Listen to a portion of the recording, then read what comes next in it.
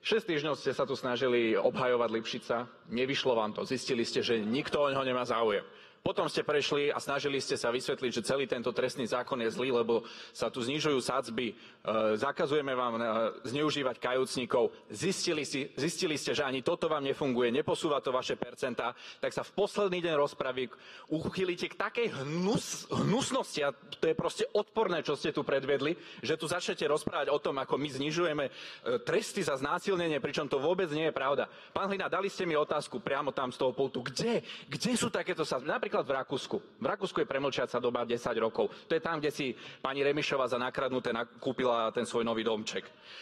Klamete tu všetci do jedného, čo tu rozprávate o tom, ako sa bijete do hrude za... Pán poslanec, reagujte na pána poslanca Hlinu. No, ale to hovoril aj pán Hlina. Reagujem na pána Hlinu. Lebo aj on, aj všetci ostatní rozprávali o tom, ako sú tu ohrozené deti a ako dnes sa nebudú môcť nazvať. Všetci veľmi dobre viete, že premlčiaca doba začína plynúť až po dovršení 18 rokov a všetci veľmi dobre viete, že ostáva 15 rokov to bude, ak náhodou neviete, paragraf 87, odsek 5, je to jednoznačné. A pán Pročko, vy, čo vás koaličná rada musela riešiť za tie všetky vaše obťažovania žien, tu idete hovoriť o obťažovaní žien? Vy, čo tam máte poslanca, ktorý tam týra ženy? Vy si to tu idete hovoriť? Čo ste mali pedofila na